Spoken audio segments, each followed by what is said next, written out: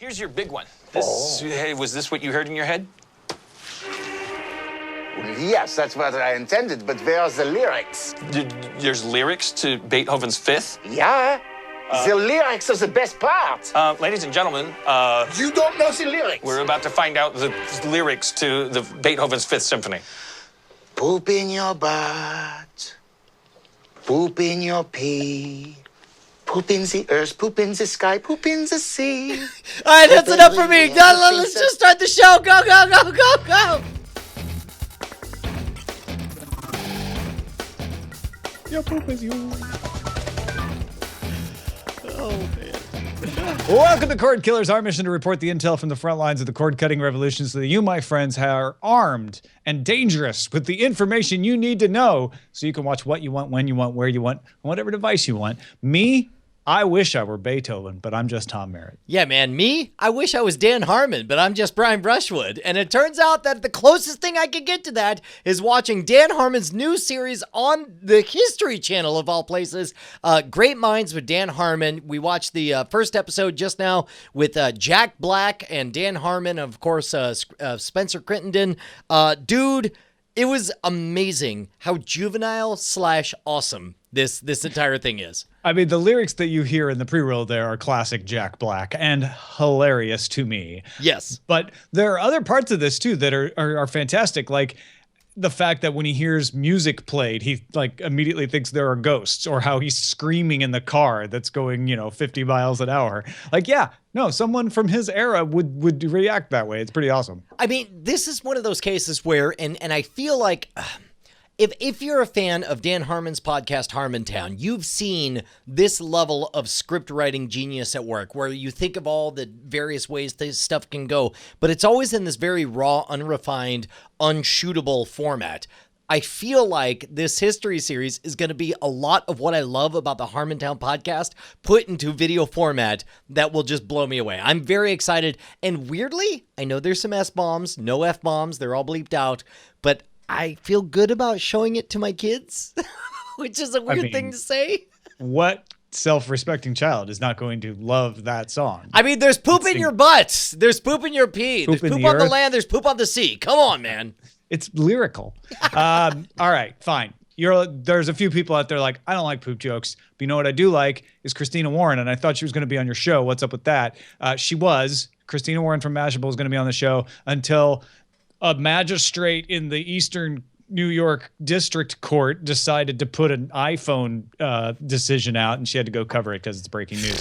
So we will reschedule her. She will be back. I mean, understand, like of all the great reasons for people to, back out at the last minute, a massive court opinion is pretty much my favorite. Yeah, no, it's a darn good reason. I just think it was a little rude of the magistrate to put out his decision right before our show. I mean, you should have consulted with Beethoven, right? I'm just saying. But we will not hold it against him. We will move on to the primary target, however. If you insist. I move that we move to the primary. Here.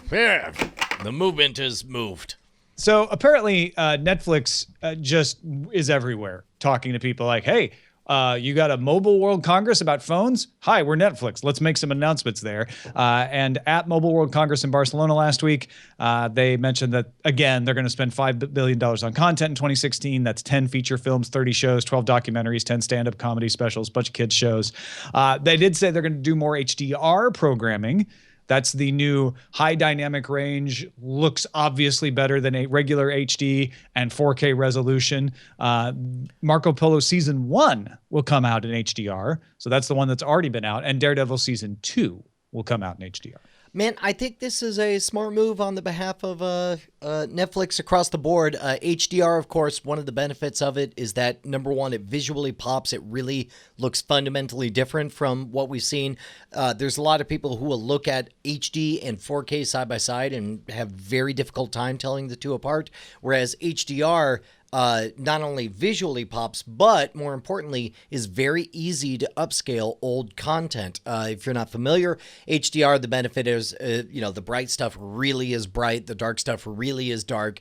Imagine, the metaphor I always use is imagine if in a movie the camera panned up to the sun and you actually squinted, just like you would in real life. That's the kind of thing, whereas unlike the 4K and the HD stuff, whereas executives might walk in and say like, I don't know, I can't really tell the difference. Everybody says, I can see the difference. I can sell this. So it's smart for Netflix to be early on that train. It's interesting that you bring up the looking into the sun, because I always describe HDR as when you look at the blacks, you see your soul. But it's a different approach. Hey man, different strokes. That's what makes this show great. In an actual mobile announcement that Netflix made, iOS app will get an option to limit quality in order to save data. They're pushing out all this HDR content. If you're watching it on your phone over your mobile network, you might use up your monthly allotment in a couple minutes. So you can actually set it and say, oh no, I'm on my mobile network. Only give me DVD quality, or only give me HD quality. That's coming to the iOS app. Second screen experience coming to Chromecast. So instead of just seeing the name of the show you're watching, they'll start putting things like information about the actors that are on the screen, kind of similar to Amazon's X-ray feature that they use. More VPN blocking complaints. That wasn't an announcement at Mobile World Congress, but over the weekend, just anecdotally, people started popping up on Reddit saying, hey, I'm in Spain, I'm in Germany, I'm in the Czech Republic, I'm in the UK. My VPN doesn't work anymore. So Netflix expanding their efforts to fight people who watch Netflix on VPN. Whether they're doing it to get around region restrictions or doing it to secure themselves, it still doesn't work. Because if I'm in the UK, for instance, and I've got my VPN set to the UK and I'm only doing it for security, it's still not going to work because Netflix is blocking the VPN because they can't tell where you are because you're using a VPN. So going in reverse order, that last story about the VPNs, do you think, like if I was going to write a prescription for the best way to for Netflix to handle this, it seems like the reason they're doing this is, of course, to please shareholders and so on. It seems like the prescription I would write is try, but not very hard. I don't think it's just to please shareholders. My understanding is it's to please clients. So somebody says, the rights to Better Call Saul are open in the UK. They're not open in the US, but we'll sell you to you as long as you can restrict it to just the UK. And you have to start blocking those VPN people that are going to sneak around and try to watch it even if they're not in the UK. Okay, stepping back one step farther, let's talk about the Chromecast-like features. I don't know about you, but when I sit in the living room to watch on the big screen, and granted, I have kids, so it's kind of a big deal when I bother to do this, I never look at my mobile phone. I never look at the second screen. As a matter of fact, because most of the viewing I do both on Netflix and on Amazon is on my office, 37-inch desktop computer monitor, I got to tell you, man, I love the fact that every time I pause it, Amazon shows me who's on screen. And by the way, this is on screen. It figures out an organic moment when I press pause, and it shows me like, hey, these are the actors that are on screen right now. And what's great is to find yourself in these weird moments where you see, like, for example, a handwriting script, and you don't know necessarily who's writing it. Sometimes I'll press pause just to have the x-ray say, by the way, that's main character so-and-so. And I immediately start thinking like, oh, shoot, he's writing a resignation letter or whatever. I don't know that. I think the second screen experience might be a bit of a MacGuffin. It might be a bit of a phantom. Well, you just that made the argument chasing. why it's not a MacGuffin, which is I'm watching the show and I want to know who the hand is. That's the same. If I have screen. to pick up a remote and pause, especially if I'm using Chromecast, that means picking up my phone. Well, right? So if I pick up the phone and without me doing anything, the screen just says that's who that character is. I didn't have to pause. Hang on. There's even less than that, because when you're watching on your desktop, you don't even need to Again, pause. we're not talking about the desktop people. For I desktop understand, people, I this understand. doesn't matter. Yes. This is for people who use the Chromecast. Okay. All right. Well, then I'll back up my claims and so on. But all I know is I watched Whiplash, And for the first time, every time anything rocked the desk, normally I would get annoyed by the fact that the edges of the browser would show up. But instead, the edges of the browser would show up and helpful information about all the principal actors on stage. Cool. Yeah. Yeah. See, and I think your problem is that you just don't use Chromecast. Correct. Often, correct. Right? Yes. Yes. And so, but how cool is that if you just had that sitting by your side, you could just glance down and be like, oh, that's absolutely. Absolutely. And finally, more play trailers being tested when hovering over a title as you navigate around Netflix. And when you first launch the app or open a browser tab, this is a test. Not everybody is seeing this, but Netflix trying to figure out if playing trailers for other content that they offer will get people more interested in watching other content or just annoy them. And it sounds like it's a little bit of both, especially if you read that TechCrunch article. Yeah, and I don't doubt that there's a number of people who would, all things being equal, love for Netflix to never play a trailer or never do anything without their permission. But I gotta feel like if you're Netflix and you know you're sitting on value on your original programming, and you know for a fact through all of the testing, through all of the market research that you've done, you know that 50% of the people watching The Unbreakable Kimmy Schmidt would love to watch House of Cards. What's your obligation? Is it your obligation to give these people something of value by enticing them to watch the other program? Or is your obligation to do... In other words, here's the question, Tom, is it your obligation to do what the audience says they want, or do what the metrics show they really want? Yeah, and that's really interesting because a trailer that you like never gets described as a commercial. Sure. It gets described as, did you see this trailer? Oh my God, that trailer was so good. You know, a trailer that you didn't ask for that shows you something you're interested in, you say, wow, I'm glad I saw that. Like I'd heard about this, but I didn't realize how good it looked. That looks really good. I want to watch it. Yep. A trailer that you didn't ask for that shows you something that they're wrong about, that you didn't like, is a commercial.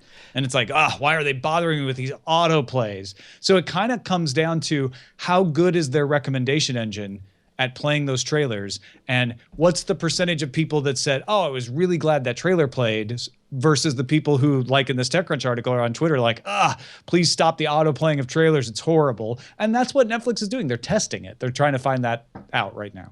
Yeah, and full disclosure, on the Scam School channel, we're constantly trying to figure out the right line to reach our audience as best as possible. And every Friday we do a giveaway. And normally, I don't know, we're always experimenting with titles. And this past week we did a title that did very, very well. A lot of people clicked on it, but a shockingly high number of people felt like they've been tricked. Like they're like, well, this is not what I thought I was doing. And meanwhile, like, we're still almost a week later deconstructing, like, what was it that we did that didn't seem to resonate? Finally, that was the final announcement. But also, Matthew Ingram of Fortune, who I am a big fan of, wrote a columns called "As Netflix Soars, HBO Comes Under Increasing Pressure," and just pulling together a lot of this news that we've been talking about HBO on previous weeks, and the methods and actions of Netflix, like saying, hey, we're going to spend $5 billion on content this year. Ingram says that HBO lives and dies by its ratings, and Netflix doesn't. Now, I take a little issue with that, but we'll get back to that in a minute. He does say very rightly that their new show Vinyl is off to a slow start. Westworld was put on hold. There was a miniseries being done by Brad Pitt and Tom Hanks that was shut down. So HBO really hasn't had a big hit since Game of Thrones in 2011. I mean, you can argue John Oliver, but it's not nearly the level of Game of Thrones. Silicon Valley has its following, but not massively appealing. Even True Detective, which was huge in its first season, definitely fell off in the second season. So HBO is sitting on 130 million subs when you talk about the number of people who subscribe to it on regular cable, plus the number of people on HBO Now. Netflix has 74 million subs. They're obviously all online. But what Ingram's saying is these trend lines are not going in the right way for HBO. Okay, man, couple of different things to parse here. First of all, HBO has, for the longest time, focused on critical hits rather than viewership hits, right? I mean, it's like they've said, let us, wrap up all the Cable Ace Awards, let us wrap up all the Emmys as the rules changed and so on. And it's been a smart strategy for them, but I feel like what we're seeing right now is the awakening for HBO in terms of let me take you in a time machine back to the 1970s when cable was deregulated. And one of the things that happened was all of the first movers, there were a lot of winners, there were a lot of losers, there were a lot of weird channels that just went away. But there was CNN, there was Superstation, TBS, and so on. There was HBO. And late to the game was NBC. NBC did not move early because they had such a great foothold in broadcast television. When they did decide to move, they're like, okay, hey man, we're NBC. We're just going to show up. Everyone's going to love us because we're NBC. They showed up, did CNBC, and it was a disaster all the way up until they found a very tiny niche that they could be first in. And that, of course, was corporate business news broadcasting, right? We are seeing the exact same replay of that with HBO. HBO has been late to move because they're sitting on a giant cash cow with their arrangement with all of the cable distributors. They get a ton of fees. They have a great reputation. They are just assuming we're HBO. We have Game of Thrones. We have everything that everybody loves. We're going to show up online. After all, we're the most pirated network in all of cable. Clearly, the internet loves us. We're going to show up and everyone will love us. Not realizing that they've sat on their keisters for 7-8 years and now they are late to the game. And all of that is not to say that they're in trouble or that they're totally screwed. All of it is to say that they need to understand they showed up late to this party and that they have to play a different game than they're accustomed to playing. Yeah, I think the decline of HBO can be easily exaggerated. I'm not accusing Ingram of doing it here, but I think the 800,000 subs on HBO Now, because it's less than people thought it would be, is being seen as a failure. And frankly, if it's 130 million versus 74 million, then HBO is still doing fine.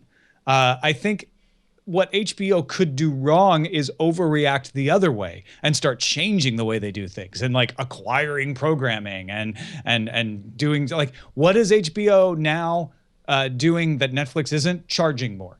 So that is the one lever that they should examine, in my opinion, to address what you're talking about, which is maybe $15 is too much. Let's think about that. Could we get 1.5 million if we brought it down to $12? That's what Hulu without commercials is, and people are willing to pay it. So a lot of that has to do with perception. I mean, that's I don't think HBO is doing the wrong thing. In fact, I would give HBO the credit for saying, hey, we're going to get out in front of this instead of like the other networks still requiring you to do TV anywhere or strike a deal with Hulu. We're going to control our channel from the get-go. And even if we only have 800,000 right now, we're well ahead of everybody else.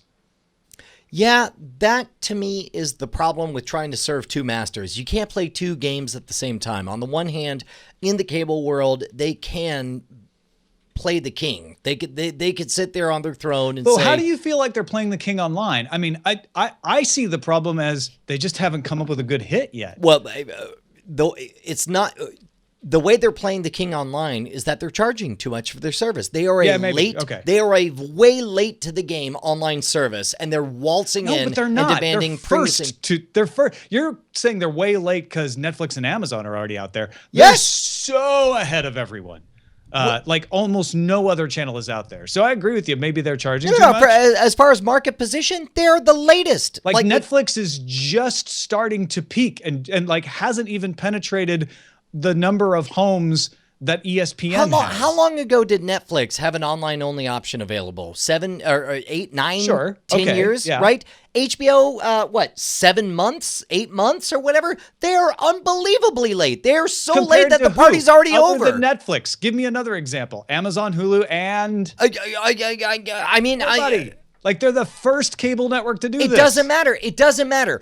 In everybody's list, there's first, second, third, and the rest. That's all that exists. We have a first, second, third. We have Netflix, Amazon, TV. Hulu. There's first, second, third, up to 150. I mean, I maybe I'm wrong on this, but my gut says that we don't differentiate between 6th place and 7th place. After that point, it's like you're too late. You are super, super late. You are an also-ran, showing up late to the party, and as a result, the only way you're going to get farther ahead is if you offer something super cheap, if you provide a unique value, if you do something that nobody else is willing to do, and I'm not seeing any of that from HBO. Well, HBO is doing something that no one else is willing to do, which is providing you much newer movies than Netflix is willing to splash out on, or even Amazon. Like their movie selection is at the window earlier than what Netflix does. That's not a huge proposition. I think the other thing that HBO was counting on is we have quality program, right? And in 2011, no one would have disagreed with that. It was like, yeah, man, you've Sopranos and Rome and now Game of Thrones. Like the hits just keep on coming from HBO. The problem, I think the biggest problem is not that they're late. I think they're right on time, if not a little early. I think the problem is they haven't had a hit. And that's a bigger problem than being online or not. That's a problem that is going to affect them on the cable side as well, which is like, I don't know why I need to pay for HBO. Because let's be honest, it's not that much more expensive to buy it with your cable subscription. I mean, yes, we could all wish that HBO would make better programming, but I'm saying, given that the programming we actually have, and not wishing for better content, whatever that means, if they just charged less, if they were more aggressive in the freedoms that they offered everybody who did it, they could still win. But the fact that they're acting like a premium exclusive provider, while meanwhile, and keep in mind, yes, I don't get that they're acting like a premium exclusive provider. I do think that maybe they're charging more than everybody else. What? They're charging so much. They're charging. Okay. Here's my thing. That's all. But okay. I don't disagree with you there. That doesn't seem to be. I think they're like charging anything. too much relative to what they offer, especially considering the It fact isn't even a year old. Like that is not something that's a prima donna move. That's like, you know what? We came in at the upper end to see how many we'd get. We got 800,000. That's not bad. Maybe we should bring it down. So answer me this: if they charged half the cost, do you think they'd still be at 800,000? Oh no, it would go way up. That's what I I'm don't saying. think that means they're being arrogant or late to the game or stupid. bing, bing, That bing. just means that they very wisely didn't come in low because it's harder to go up. They came in high so they could only bring it down. How can you call it wisely when everybody's calling it a failure? Everybody's If saying they'd that come in- 800,000 is a because disappointment. I don't think it is a failure, first of all. But if they'd come in at $9 and they realized, we actually can't make money at $9, tell me how easy it is to bring it up to 10. I mean, again, that's a made-up scenario, so I can't speak to that. All I'm No, saying but is in for other the words, what factual I'm saying scenario is that we have, when you start where we your are right price now, as high as you think you should go, and then you can bring it down. That's just basic economics. that may be basic economics. I don't know that it's basic marketing. It seems like it's a major marketing misstep in my opinion. But it's not uncorrectable. That's all I'm saying. If you suddenly say, guess what? Everybody, HBO Now is $12 a month. Suddenly, everyone's like, oh, well, that's a much better. Oh, that's the same as what Hulu charges for their commercial free. And HBO has never had commercials and it's higher quality programming. It's a marketing coup. That is a theoretical. That is a theoretical conversation that might have happened. But I know for a fact that at the price they're actually charging and for what they're getting right now, not many people at HBO are happy. That's all I'm saying, is that if they had it to do it again, something tells me they wouldn't pick the prices they're doing right now. I don't think that's I think everyone's way overreacting to this. I don't think it's a horrible mistake. I don't think it's a disaster. I think those make great catchy headlines. They'll get people to click. But I think this is a slight disappointment, but not unexpected. And now they're trying to figure out what to do. I do think the thing that could verge on disaster is they don't have another Game of Thrones, and they should. There should be another show in their stable that everybody's like, ooh, to me that's is a little more. Netflix has, you can count them on two hands, the number of hits that Netflix has. That is a bigger problem to me. Well, if I could play devil's advocate, the reason you know that is because Netflix has been shouting it louder. They've been drowning everyone out, shouting about what they have next. That's not HBO's move. They don't normally do that kind of game. So it's like, I can't say whether or not they're playing it right or wrong. I can't say what they have in the hopper right now. All I could say is that what they've done so far. I'm just saying what is out. What is out right now? Sure. People are not talking about, buzzing about, and saying, yeah, I got to get HBO so I can watch that. I would defer to the fact that 2 or 3 years ago, you and I were going nuts about the fact that on HBO Go, you were able to do pretty much the whole back catalog of HBO's incredible programming. So and that's why they have 800,000. Well, I mean, I don't know. Let's kick it to the audience. You guys be the deal breaker on this and let us know one way or the other if you think that HBO is doing let's a settle smart it this thing. way. Okay, if you think Brian's got the right angle on this, go to patreon.com/cordkillers and pledge $1. If you think I have the right angle on this, go to patreon.com/Cordkillers and pledge $1 I mean, this seems like the only just way for us to Right? accomplish it. Here's the important part. Whatever you do, make sure at least 26 of you guys go to patreon.com/Cordkillers and become a patron. Do you realize we are 26 people away from that magic 2,000 people, 2,000 supporters, keeping us loud, live, and independent, Tom? Yeah, you can be one of a cohort. I don't even know how big a cohort is. We've It's a probably got legion. multiple Say a cohorts. legion. A legion sounds better than a Yeah, cohort. legions. Join the legions and be part of the 2,000. I agree. Let's move. That's at patreon.com/Cordkillers. Now we can move on to signals intelligence. If you insist. From the legions. Oh, the legions insist. So Spencer from YouTube's policy team, and that's all he wrote. Good He didn't old give us- Spencer. didn't give us his last Man, name. I've actually been asked reading his my books wife. for years. My wife works at YouTube, and I said, "Do you know Spencer from the policy team?" She's like, "No, I don't know who that is." So I don't know what his last name is either. But he wrote a blog post Wednesday about criticism over video takedowns and demonetizations, and those have been rife. Lots of people have gone to YouTube and posted complaining videos about them. Reddit is filled with stories of people who are running up against Content ID and having their channels pulled down, etc. What they have noted is that they don't see a change in the overall removal of content. It's not like Content ID suddenly started taking down more stuff than it used to, but all of this Sturm and Drang has led them to create a team dedicated, in his words, to minimizing mistakes and improving the quality of our actions. And it's encouraged us to roll out some initiatives in the coming months that will help strengthen communications between creators and YouTube support. He also promised some increased transparency over monetization claims. So it sounds like, Brian, what he's saying is, look, we see that you're complaining more. We don't see a reason why you would be complaining more as far as the number of takedowns. So it must be the communication. We're going to improve our communication. I mean that is a generous way to put it. A less generous way to frame their discussion is, hey man, nothing's changed except for y'all are crying an awful lot. And because you're crying so loud, we're going to form a task force to verify that there ain't no reason to be crying. Now, having said all that, people are genuinely crying very, very loud and not without reason. There's a number of YouTube channels that have had their videos stolen. One of the best ways to frame this whole complaint against YouTube, and there's a number of different complaints, whether it's about like, unfair takedowns or content where people are stealing other videos.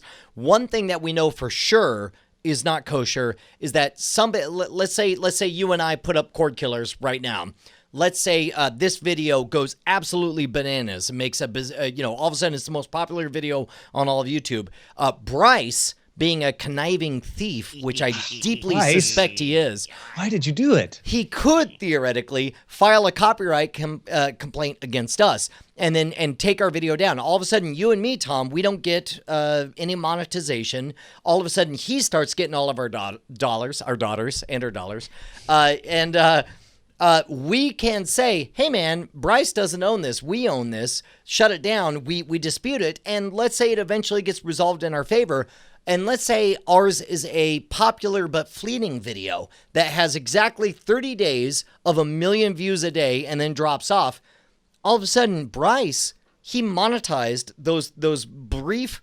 He's twirling his mustache for the audio listeners. All of a sudden, he monetized those brief 30 days, and we don't get that money. He does get that money, and there's nothing we can do to get that money, even though we eventually got our way. Now, keep in mind, that is not the only issue that people are dealing with. That's only one of a number of different scenarios that people are discussing. I think it's clear that YouTube does need to do something. I don't know what that thing is. I am, as a commentator and pundit, surprised that they decided to loudly announce that what the solution they came up with involved another human, because in general, Google, it seems like, wants to come up with scalable solutions, algorithm-based solutions that work. If it's morally right for one person, it should be morally right for 1 billion people, and a computer should be able to handle it in general. That's my take as I perceive it. And again, I know things are colored a little bit more interesting because you're married to Eileen, who works at YouTube. Yeah, so let me just say, you don't have to believe anything I say about this because my wife works there. But in my experience, YouTube is piss poor at this sort of stuff. Their content ID system runs wild, and they don't have any answerable people on the other end of the phone. In fact, they don't even have a phone to answer you. Let me give a better example than Brian even. Well, maybe not a better, but a different one that doesn't even involve money. When I was working at Twit doing a show called Tech News Today, we showed in fair use news commentary form a bit of a video that had been made by someone in New Zealand, and it was critical or it was not enjoyed by a music company. That music company, who didn't own the rights to the song in the video, filed a takedown request against us because they didn't like the company. And they probably didn't file it against us. They probably filed it against that video in essentially an effort to have censorship because they didn't like what that company was doing in New Zealand. And it pulled our news video down. And we went through the mechanical process of appealing it and got the video back up within 3 days. And you know how great that is for a daily news show. Say, no, don't worry about it. We'll have our news up in 3 days. We could never get anyone at YouTube to talk to us. They never got back to us. It just mysteriously showed back up. And so while Spencer is saying all the right things here, I have to say, I take it with a grain of salt when they say, oh, we're going to have communications. I'm like, well, I'll believe it when I see it. And I'll believe it when it's evenly applied to where someone with 1 million subs doesn't get treated in a quicker fashion than someone with 10,000 subs. I mean, I'm not even going to say that it's a bad idea for somebody with 1 million subs to get faster attention than somebody with 10,000 subs, because if subs are the currency of YouTube, then it seems like that's an indicator that you have more people and more, theoretically angry people at any given moment. The weird part is I don't even think it's a bad idea. I think it's a fine solution for what it is. I'm just really surprised that they are kind of bowing to the innate human desire to get a human to look at the stuff, because humans are so very, very fallible. And it's like, that's one thing I always... Here's the thing. What you want is to know someone has said, hold on, I see you have a different case than we have in our normal algorithm. And so I'm going to do something about it, right? That there is no machine that can look at a video and say, oh, this is a news program in a fair use way. You need humans to do that. And yeah, if it's a triage situation where you can't get to all the requests, you certainly should go to the higher number subscriber channels first. But that's not the way it is. What I'm saying is they're sitting there doing all kinds of other things, and they're like, oh, if a high subscribers request comes in, we act on it right away. If it's a lower one request, we'll get to it. Well, and first of all, I don't dispute. Yes, I mean that disparity is unfair and it's not cool, especially as emerging young talented professionals enter into news reporting or whatever. But I do believe that you can get an element of the human side of things through an algorithmic solution. For example, you can get an element of it, but you definitely still can't represent everything a human can see. AI research isn't quite there yet. I disagree. I think you're thinking about this all wrong. An algorithm would not have been able to look at Tech News Today and say, aha, yes, I disagree. That is a fair I disagree use. Again. It absolutely could have. You're wrong. Can I finish? Yeah. The algorithm could have said 10% of all viewers said, would you like to take a quick 1-question survey? We noticed that this video has a clip of blank. Does this appear to be fair use to you? Yes or no? You take all the registered users, you get a representative sample, and then all of a sudden people are like, yeah, no, this is definitely fair use. That is a completely human element, algorithmically and scalability factored in. It totally solved it. You have to have humans look at it. No, it's an algorithmic solution that does involve the humans looking at it. That's not where our discussion is about whether or not YouTube needs humans to be deciding these things. I think they do not. Humans, just not their own humans. Yes, correct. That's a different thing. Again, it's an algorithmic solution. You can't have a machine look at it. You have to have humans look at it. Maybe crowdsourcing it is a better way to go. That's pretty genius, okay, let me put it this way. I'm saying that somebody at YouTube, take two, YouTube, somebody at YouTube could type a couple of lines of code and the problem could be solved. And yes, it would algorithmically and scalability wise solve this problem forever. That's because of humans. Well, I mean, fine. Who cares? Because of rodents, because of magnets found in the ground. I don't care what it is. Would be able to describe fair use. My point was that you have to have a person look at it. I still wonder if a crowdsource situation that is, because it's susceptible to gaming and people lying and people not liking something, so they all gang up and fill out the survey a different way, is necessarily, like, those sorts of moderation systems have been used before and they have their own problems. But it does acknowledge my point, which is like, you can't yet build a machine that can recognize all the situations that are exceptions. I disagree completely. I think you totally can, and they will. I think that a 10% randomly selected survey group out of you're the not total asking, viewership. you're putting people into it. You're saying you still need a person to look at it and say what they think. I mean, again, YouTube isn't doing any of those things. YouTube is writing a bit of code that puts it on the viewer.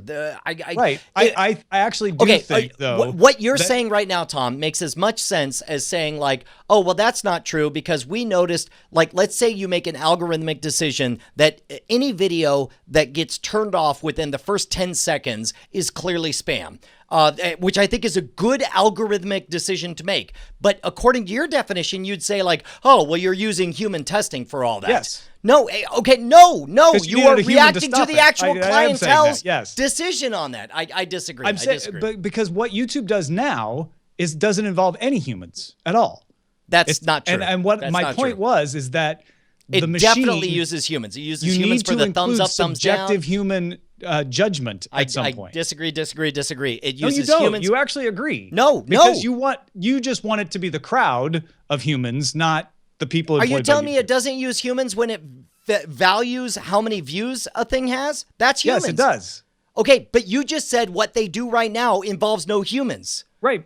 But the number of views doesn't affect the takedown system. I'm talking about the takedown system. I'm talking about the algorithms that display stuff and make it available. I'm talking about the thumbs up. Yeah, that's a different thing. I'm just talking about your takedown system right now. Content ID and the system that is monetization does not use humans to interpret whether that was an accurate request or not. I would disagree because as somebody who had a takedown request, a human, filled out the form and responded to it. Well, yes. I think that involves humans. The human trying to get satisfaction is part of that. I'm saying both humans, there was on both not sides. a human at the other end. Yeah, I think there's humans all over the place. We're maggoty with humans, and all right, there I ain't don't even know where to begin now. Okay, so, all right. Yeah, you've totally lost me. All I know is that I do think that the best solution for this is a team of people within YouTube that are well versed in what the law is, not their own opinion of what things are, and can look at something subjectively and say, yeah, actually this one shouldn't be taken down. And they can respond to your requests faster than just having it sit and wait for 30 days. And I would say that government death panels are bad. That's my opinion. Okay. If I can use unfair language to respond. Yeah, I don't think that has anything to do with this, but let's gear up, shall we? Yes. Variety reports that some Visio TVs will have Chromecast built in. So in other words, the TVs will ship with an Android-powered tablet as a remote, although you can also use your phone. And the Chromecast features, instead of having to buy the dongle, will just be built into the television. The Android-powered tablet will have some apps on it and a program guide, and it's coming as early as this spring. Variety even says Google has approached at least one other TV maker about doing the same thing. Is there a better OS or a better gizmo that's positioned to become the universal streamable, slingable interface than the Chromecast? Like if you were going to pick, I mean, if somebody had to be the winner, I think Chromecast would be number one, right? It's built into the most devices, the most apps. I love this. Yeah. So it's interesting because I can do all the things on a Chromecast on my TiVo because it's DLNA. Yes. I think it's DLNA. And yet, but I don't, right? I do them on the Chromecast because more things have the Chromecast built in. Chromecast has that little app where I can look at devices and stuff, and I can use that Chromecast button on non-Chromecast devices. But Google has done a smart thing with the branding. So yeah, I think they're out in front. Even if Amazon has their own Fire TV dongle, Roku has a dongle, TiVo, Apple has their AirPlay. Like Chromecast just really encapsulated it, and I think it's genius to build it into the television. So tell me this: if you had to buy a new television and it could either come pre-installed with a built-in Roku box or a built-in Chromecast situation, which would you prefer? I still want it to be separate. It goes back to that old conversation we've been having about like, can you upgrade it? Can you swap it out? Like when the new Chromecast came out, I took my old Chromecast out and I put the new one in and I got all the new features of the new Chromecast. If I had it built into my TV, maybe there's a software update that could do some of those things, maybe not. Yeah, that's not much of a solution, but or I guess a direct answer. But I got to tell you, I think I would rather see a Chromecast in all of my televisions from now forward than anything else. I guess I see what you're saying. Like because it doesn't hurt anything for it to be in there. I just if it makes the TVs more expensive, I don't want it. Well, you'll never know the difference. It's not like you'll ever see a television offered for $1,800 with a Chromecast and $1,770 without a Chromecast. Well, like, yeah, that's never going to happen. happen. What if, like, the Visio TV with the same specs is $1,800 and the Panasonic, but it doesn't have Chromecast, is $1,700? I'm going to buy the Panasonic. Yeah, I guess I'm a little less optimistic about the likelihood that they'll ever market it. Well, especially because Visio always has the cheapest prices, so it's kind of an unlikely scenario, isn't it? Yeah. But regardless, I got to tell you, like, I think that from a usability standpoint, here's what I like about it. Is that having the Chromecast built into everything means that my phone can get smarter and smarter and better, and the app can be upgraded, real time or whatever. And every year I'm going to have a more powerful device to run these apps on, whereas I won't have a more powerful processor in my display every single year. So all that being equal, the fact that really all Chromecast exists as is a dumb pipe to, convey content makes me more excited about that being built in than in Roku. Yeah, I agree with you. Like, there aren't as many things that get added to a new Chromecast, at least in the one rev that we've seen, that make me feel like, oh, if I couldn't upgrade it, would I be so upset? Because mostly what you want to do is just cast it. Now, I would say maybe wait another generation for them to perfect the Chromecast. Because one of the things they did do with the new one was like streamline the way the casting happens and make sure that the streams are good and you have fewer failed streams and the way they're shared and who can share them changed. And so I maybe recommend waiting till that all shakes out, get the second generation Visio that has the new upgraded Chromecast feature. But you're right. I kind of do. It's really attractive to be like, oh, I didn't have to add anything. I just turn on my TV, brand new from the store, and I can start casting stuff from my phone. Yeah, right on, man. All right. By the way, I am not going to promote my own books, which do exist at TomMerrittBooks.com, because we at Sword and Laser, the other show I do about science fiction and fantasy books with Veronica Belmont, are publishing through Inkshares the first book in our Sword and Laser collection tomorrow, Brian. Yes, tell me more. It's called The Life Engineered by J.F. Dubois. And March 1st, it goes on sale. You can get it on Amazon, you can get it at bookstores, get it all over the place. And it is a real published book. It went through an editorial process with a real editor and art and jacket providers. And it's a great story about a world that exists after the robots have taken over and they start to have their own problems between each other. And one robot is trying to rediscover some things about their ancestors who made them. To maybe solve some conflict. So check it out starting tomorrow. I don't know if you know this, but we had J.F. Dubois on Weird Things. Did I talk to you about this? Oh, no, I didn't know you had him on. That's awesome. No, he came on, and one of the fascinating things he brought up was like a lot of Weird Things is us talking about what happens in the dark, dismal days after the robots take over. And he's like, yeah, man, what if the robots take over and it's pretty rad? And I loved the idea of this positive energy, like, how I learned to stop worrying and love the robot. It's fantastic. If you haven't listened to it, check out J.F. Dubois on the Weird Things podcast. It's called Looking for Beer or Frankenstein. He's great.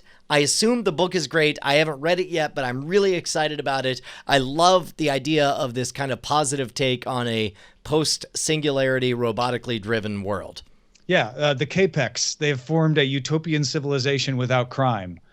Or have they? Check it out tomorrow. And by the way, 1st. I assume this book, because I've been told it's about robots that do things right, I'd like to think it's about content ID artificial intelligences that correctly figure out what is and is not fair use on YouTube. That's what I just assume it's about. Sure. The Life Engineered goes on sale tomorrow, March 1st. We'll look for the links on twitter.com or just search for it in Amazon. You can even pre-order it yes. right now. Let's take a look at the front lines. Front lines. Hey, Tom, Netflix has cast Finn Jones, that's Sir Loras Tyrell on Game of Thrones, as Danny Reed in the upcoming Marvel series Iron Fist. Rand is a New York kid trained in supernatural martial arts. It's expected to hit Netflix in late 2016 or early 2017. Very, very excited about this. Fantastic casting choice. I think this is awesome.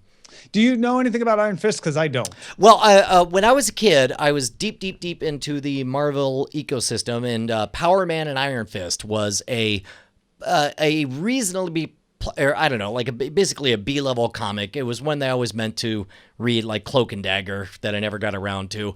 But Power Man, of course, we've seen show up in Jessica Jones. Iron Fist is compatriot with his supernatural fisticuffsmanship. I'm stoked. I mean, so far, by and large, the Netflix arm of the Marvel Empire has done very, very well. Well, they're not stopping there. Netflix is releasing its first original anime series. What? And this will be the first one in 190 countries at once. If you're like, wait, they also had this other series. They've done it in single markets, but non-exclusive. In other words, there was a Japanese anime that aired in Japan and Netflix got it in other markets. This is 190 countries, including Japan, all at once. Perfect Bones, directed by Kazuto Nakazawa for Production IG. That's the studio behind Attack on Titan, Ghost in the Shell. Perfect Bones is about geneticists trying to create the perfect human to maintain YouTube takedown notices. I'm sorry, maintain peace. But some are kidnapped by an evil organization. No release date was announced. It sounds a bit like the elements from the Deus Ex video game series, right? Oh, yeah? Yeah. Hey man, PBS is launching a new 24/7 channel called PBS Kids. I'm excited. PBS says, provided by local stations, the free services include a new TV channel and live stream on digital platforms. It'll be on air at pbskids.org and the PBS Kids video app available on Roku, Apple TV, Amazon Fire TV, Android TV, Xbox One, and Chromecast. Let me tell you, man, as the father of kids, what's rad is having the digital parent just take over and knowing you could trust them for a little bit. Here's the thing I could not figure out based on their press release or anything else, which is, do I need to authenticate? Like PBS requires you to authenticate on some of their apps, like their Apple TV app, but not all of their apps. Here's so what I'm hoping this is the new trend of like, no, you won't need to authenticate. We're PBS. It's just, but when they say it's through the local station, it makes me nervous. Here's what I'm going to totally wildly speculate. I'm going to speculate that all the versions we've seen before have gone through existing platforms, and baked into the existing platforms is and naturally, of course, you have to authenticate built in. But the mere fact that they're building their own thing maybe indicates all the way down to the local, if they're handing it off to the local distributors, broadcasters on the legality of everything. Shoot, man, I really thought I'd have a better answer as I started saying this. Yeah, I don't know. Because it's coming to Apple TV, which on the Apple TV right now, you have to authenticate. But maybe this PBS Kids when you won't. That'd be a real bummer. The same. I just don't know. All right. An upcoming Amazon pilot is going to star Jean-Claude Van Damme as Jean-Claude Van Johnson. Jean-Claude Van Johnson is a famous actor who comes out of retirement to play the lead in an action movie version of Huckleberry Finn. However, the actor is secretly a Black Ops operative. Executive producers on the series include Dave Callaham of the Expendables fame, Ridley Scott, and David Zucker. Do you know why they do that? Like do those transparent, like it's clearly Jean-Claude Van Damme, but he's playing somebody with just a barely different last name? So he could just be himself? No. The reason they do that, and I didn't realize this until I talked to my friend Corey Coleman, when they took their local community access program, The Real Deal, and made an animated version of it that was owned by another entity, they had to change all the names of the people. And the reason is so because it's an original property written, directed, developed by this entity, they need to own all the characters. So as a result, if it's Jean-Claude Van Damme, there's all kinds of complications if they sell the rights for redistribution in other countries. But if they own Jean-Claude Van Johnson, then they're able to sell the crap out of that all over the place. Interesting. Right, because Jean-Claude Van Damme is a property of himself, correct. Yeah. He actually owns it, and all of a sudden he could say, no, you're not allowed to sell those rights to Taiwan for redistribution or whatever. At any rate, hey, man, you hear of a little thing called Oculus, makers of the Rift VR headset? They hired former Hulu SVP Eugene Wee as head of video. He'll be in charge of the platform that hosts VR and 360-degree content from other creators. Man, oh, man. This is the story for the next 2 or 3 years, is how narrative content is going to mesh with the Oculus / Vive experience. Yeah. All of that, all of those VR experiences. This is the one to watch. Now, Eugene Wei wasn't a programming person. He was a product person, but that's the right move right now, which is bring somebody over who knows how to create the product. We'll once we know what it is, then we can hire the creative talent to make the things, but we don't even know what this is going to mean yet. So let's get that off the ground. It's really interesting. Yeah, right on. Shall we see what's? Yeah, no. Were you going to say that? Well, I was going to say let's we'll say it at the same time. Ready? 1, 2, 3. Let's see what's under surveillance. Under surveillance. Oh, that's what I was going to say. Oh my God! It's like we're brothers. Under surveillance. Hey, we get a good look at Elektra in the latest Daredevil trailer. Daredevil returns March 18th. Excited about that. Also, a reminder, House of Cards returning this Friday, March 4th. Did you see that trailer? What'd you think? The Daredevil one. Oh, the Daredevil one I have not seen yet. But again, like, I'm at that point where I'm so close to Daredevil season 2 coming out that I'm intentionally kind of looking away, you know? Take it off, Bryce. Take it off. Yeah. No, it's fine. It's fine. He's going to Jeff Kanata us. It's a really good trailer, though, and it got me very interested in Elektra. She obviously is going to play a larger role than even I thought she was in this coming season. So yeah, March is going to be good for Netflix stuff. What have you been watching lately? Let's see. Last week, boy, oh boy, if I could write a letter to those AMC people, I would say, why don't you move Better Call Saul to Sunday nights so that we can watch it the night before each Cordkillers episode. But of course, that's not the case. So usually I'm watching it afterwards. Quick side jag. Can I tell you, like, how increasingly disappointed I am with the Sling TV app on PCs? Like, I keep tuning in.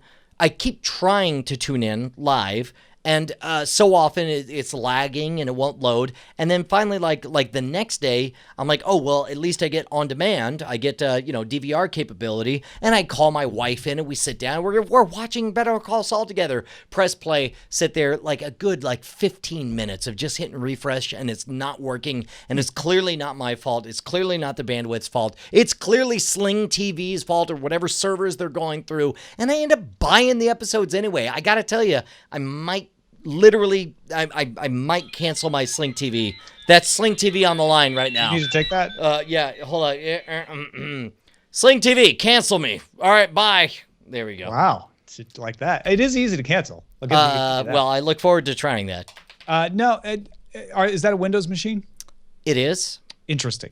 Because I have had the opposite experience on the Sling TV for OS X. What? Which I think of as the most reliable Sling app. Wow. It's the one that never crashes. It works great. I don't have any issues with it. Whereas on my newest Roku, it works pretty well, though occasionally it has streaming issues. And I think that's Sling, not the app.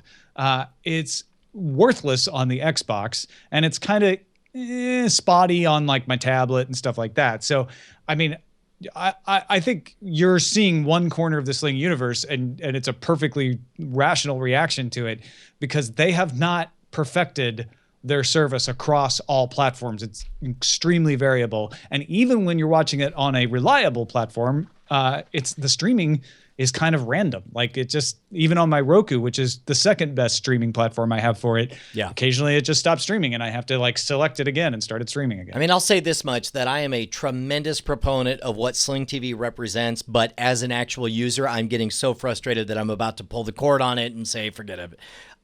Separate from that, though, of course, I'm watching Justified, Whiplash. I just watched, finally. 11/22/63 we'll discuss. I watched Cooked on Netflix, and I'm going to hold off on saying anything about it until we hear from Bryce. But what are you watching? Same as you, Better Call Saul. I just basically try to watch it on demand on Tuesday or Wednesday on Sling TV, and that luckily for me has worked out on my Roku. Watching The Flash. I've actually fallen like a week behind on The Legends of Tomorrow and Arrow, but Flash is so good that we just keep watching it every week. Eileen watched Fuller House because she was a big fan of it in the 90s, of Full House. And I have to say, as someone who really didn't know the show at all, I thought they did a nice job of nostalgia for people who love Full House. So you should go watch that. If you didn't like Full House, you're probably not going to like it at all. Does it feel like a live shot sitcom? Yeah, it was filmed before a live studio audience. Totally that same straight out of the 80s, 90s feel. Wow. Because every time one of them comes on for the first time in episode 1, it's a standing ovation. Yeah, sure. Oh my gosh, it's that character that we love. And then, even though he wasn't on the show, Kramer shows up and everyone goes nuts. Oh my God. And everyone shouts Norm when Norm walks in to sit at the end of the bar. Exactly. And also Justified, 11/22/63, and we'll talk about those in spoiler in time. Awesome. Bryce, old man. What's on the Yes. lookout? Hello, I'm done doing my dastardly deeds from earlier in this segment. You've reformed. Good. I've shaved the handlebar mustache. That's good.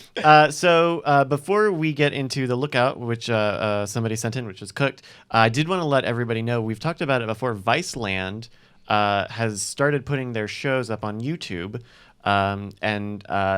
They're coming out, I think, on a weekly basis. I won't go into all of them, but if you're interested, look up Viceland on YouTube. I think there's some really interesting concepts going on here. But today's On the Lookout comes from Ninja Steve about Cooked. He writes, just wanted to advocate for the new show Cooked on Netflix. Watched all 4 episodes this weekend, and it's a smart, informative, and entertaining look on science, anthropology, and in the industrialization of cooking. Definitely recommend for any foodies out there. The idea is that it's a 4-part mini-series of documentaries looking at the 4 elements of cooking: fire, water, air, and earth. I didn't get a chance to look at it before this episode goes live, but I did want to see it because I had a really good experience with Chef's Table. But Brian, it sounds like maybe you didn't have the greatest. Yeah, well, I mean, and first of all, I'll be the first to admit that maybe my concerns are unfair and unwarranted, and they don't matter, and your mileage may vary. However, I started this off loving it. The first episode's fire, and I read a book called Catching Fire that made the scientific case for it wasn't our becoming humans that caused us to cook. It was our cooking that caused us to become human, which I think was really interesting. It talks about how, males would tend to take the high risk, high reward route of going out and hunting, where it's like 9 times out of 10, you'd come home with nothing. But the times that you did, you were the hero of the village. Whereas the ladies would tend to say, hey man, we'll take the lower risk thing and we'll do the gathering. I thought from the beginning of this episode it was going to touch on all that. I was really excited. But there was this moment like 40 minutes in that I was suddenly embarrassed to be watching it. I'm like, man, forgive my language here, but I'm like, man, this is some hippie bullshit.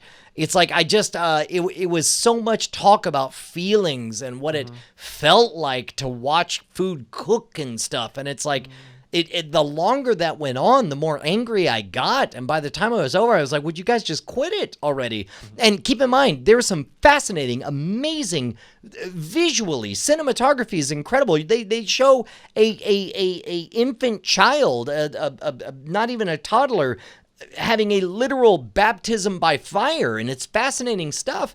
But I just wish it turned into something besides, this, like, that's how it begins, and I'm like, oh, this is amazing, and yet it ends with like, oh, and this pig is so good, look at this vegetarian, try it. Oh, she's rethinking vegetarianism, so haha, take that, vegetarians. And it's like, I don't know, it just felt cheap and dumb. I'm gonna keep going, but it really set me back on the execution. Did you get to see Chef's Table? No, I'm unfamiliar with that. Or Jiro Dreams of Sushi, which is from the same guy. I did watch Jiro Dreams of Sushi, and I thought they did a very effective job of, while that's not my world, they explained it in such a way that I could really believe it, So you felt that this was a little more insidery? I felt like it was a much weaker argument. Okay. You know what I mean? Yeah. Like by the time Jiro Dreams of Sushi was over, I was like, that's not me, but I get it and I support it. By the time this was over, I was like, thank God this crap is over. And which was really a disappointment because I wanted it to be better. Oh, that's a shame. But Yeah. it may just not be for you. You should check it out. For at least this is what Ninja Steve says. So it's 4 hour-long documentaries that are on Netflix. If you just look up Cooked, and that's what's on the lookout. By the way, Well, real quick, that's- in the chat, Spike says, I hate it when entertainers get political. I depend on them for fun. Get political. Get crazy political. Just be more insightful and entertaining while you do it. That's all I want. If you got something we should be on the lookout for, maybe you like hippie bullshit. I don't know. Email cordkillers@gmail.com. Let us know. Let's move on to some dispatches from the front.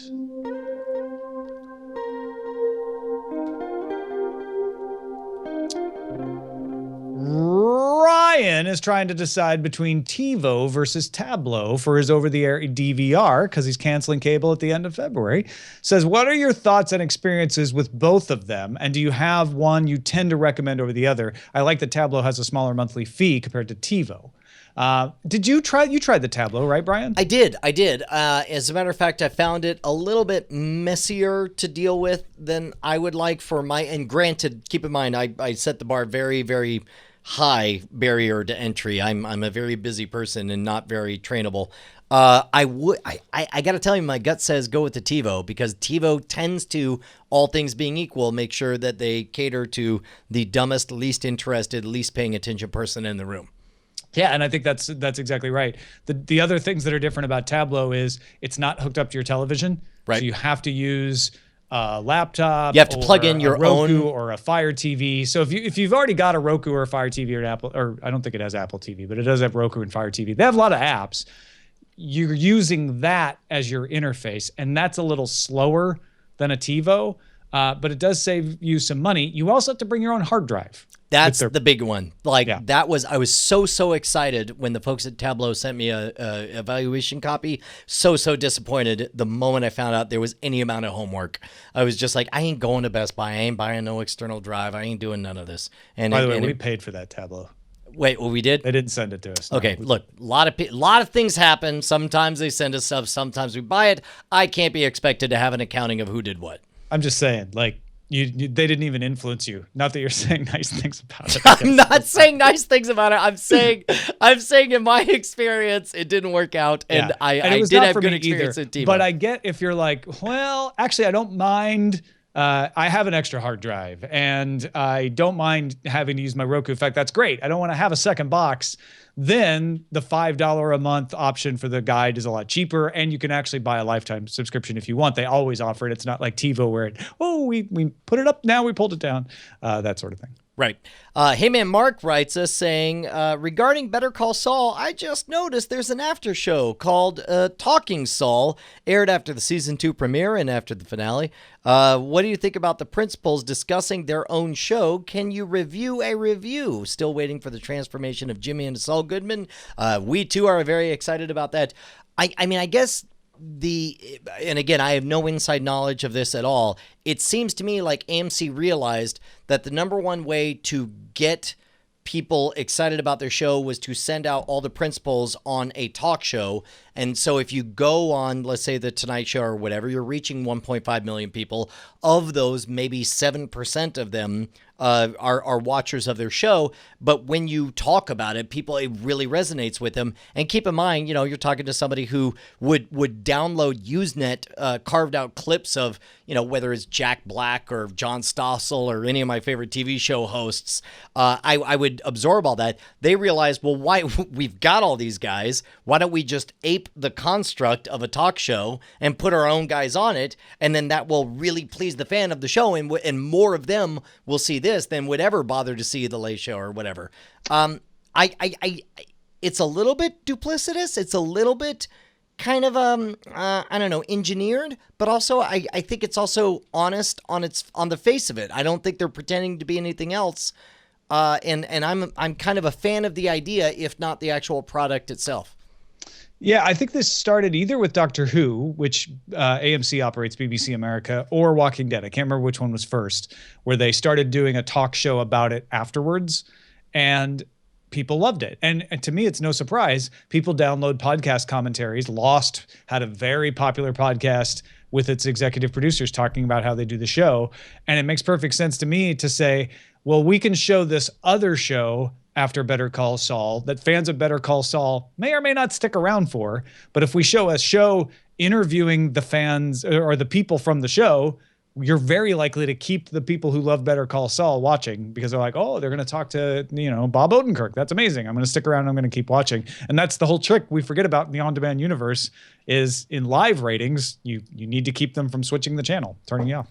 Yeah, and I wonder, what would be fascinating is I'll bet they reach more of their hardcore fans with Talking Saul immediately after the new episode than they would if any of those characters went on any of the major talk shows that ostensibly are, top in their time slot. Yeah, I mean, for hardcore fans, because presumably the hardcore fans are watching the first airing as it happens, because they're hardcore. Now, Perfect sense. As a point of clarification, Talking Saul is only for the finale and the premiere.